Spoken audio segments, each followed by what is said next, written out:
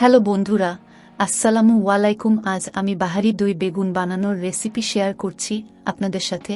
রেসিপিটি আপনাদের কেমন লাগলো আমায় অবশ্যই কমেন্ট করে জানাবেন। এবারে বেগুনগুলোকে লম্বা করে কেটে নিচ্ছি। আপনি চাইলে বেগুনগুলোকে গোল করেও কাটতে পারেন, কিন্তু আমার বাহারি বেগুনে এমনি লম্বা করে বেগুন দিতে ভালো লাগে, তাই এইভাবে কাটলাম। এবারে কেটে রাখা বেগুনের মধ্যে হলুদ গুঁড়া 2 টেবিল স্পুন ও লবণ 2 টিস্পুন দিলাম, ও তার সাথে 1 টিস্পুন পরিমাণ চিনি দিচ্ছি বেগুনের মধ্যে। তবে বন্ধুরা, আপনাদের বলে দিই, এই সব উপকরণ আপনারা নিজের মতো কম বেশি করে নিতে পারেন। এই সব উপকরণগুলো দেবার পরে ভালো করে মাখিয়ে নিচ্ছি বেগুনের সাথে, দিয়ে 5 থেকে 10 মিনিট মতন রেস্ট দেব। A few moments later. এবারে কড়াইতে 4 টেবিল স্পুন পরিমাণ সরিষার তেল দিয়ে দিচ্ছি। তেলটা একটু গরম হয়ে গেলেই বেগুনগুলো দিয়ে দেব ভেজে নেওয়ার জন্য।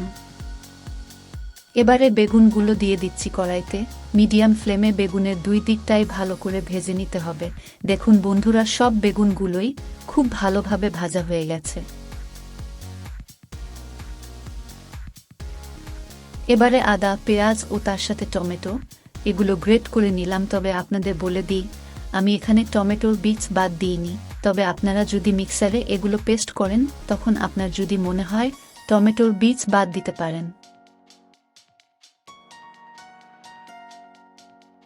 এবারে টক দইয়ের মধ্যে 2 টিস্পুন পরিমাণ চিনি দিয়ে দিচ্ছি। দিয়ে দইটা ভালো করে ফেটিয়ে নেব, যাতে চিনিটা ভালোভাবে মিশে যায় দইয়ের মধ্যে। এবারে সমস্ত মশলাগুলো পানিতে ঘুলে নেব। তাই একটা বাটির মধ্যে 2 টেবিল স্পুন পরিমাণ হলুদ গুঁড়া, পরিমাণ মতন লবণ, 1 টিস্পুন পরিমাণ লাল মরিচের গুঁড়া, 1 টিস্পুন পরিমাণ জিরে গুঁড়া ও তার সাথে 1 টিস্পুন পরিমাণ গরম মশলা গুঁড়ো দিচ্ছি।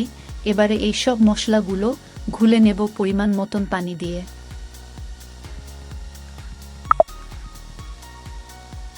এবারে কড়াইতে 4 টেবিল স্পুন পরিমাণ সরিষার তেল দিয়ে দিচ্ছি। তেলটা একটু গরম হলেই ওর মধ্যে শুকনো লঙ্কা ও কালো জিরে দিয়ে দেব ফোড়ন দেবার জন্য। আপনার যদি মনে হয় আপনি পরে ফোড়নটা তুলে বাদ দিয়ে দিতেও পারেন। এবারে কড়াইয়ের মধ্যে গ্রেট করে রাখা পেঁয়াজ ও তার সাথে গ্রেট করে নেওয়া আদা কুচি দিচ্ছি। এবারে পেঁয়াজ ও আদাটা ভালো করে নাড়িয়ে নেব, দিয়ে টমেটো পেস্টটা দিয়ে দেব এবার কড়াইতে। এবারে পুরো মিশ্রণটা ভালো করে কষিয়ে নিচ্ছি।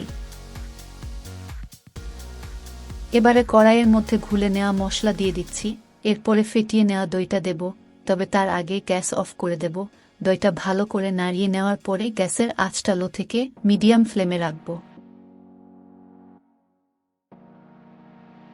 দেখুন বন্ধুরা, ঠিক এরম কনসিস্টেন্সি থাকবে মিশ্রণটার, আর এর মধ্যে হালকা ফুটন্ত ভাব এসেছে।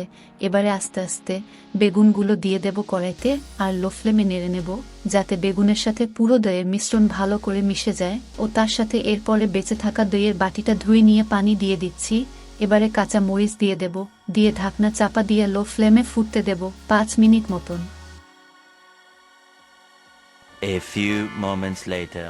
ঢাকনা খুলে নিলাম। দেখুন এটা প্রায় হয়ে এসেছে। এবারে ধনে পাতা দিয়ে দিচ্ছি কড়াইতে, দিয়ে গ্যাস অফ করে ঢাকনা চাপা দিয়ে দেব কিছুক্ষণের জন্য, যাতে ধনে পাতার সুবাসটা পুরোপুরি ছড়িয়ে যায় এই পুরো রেসিপিতে।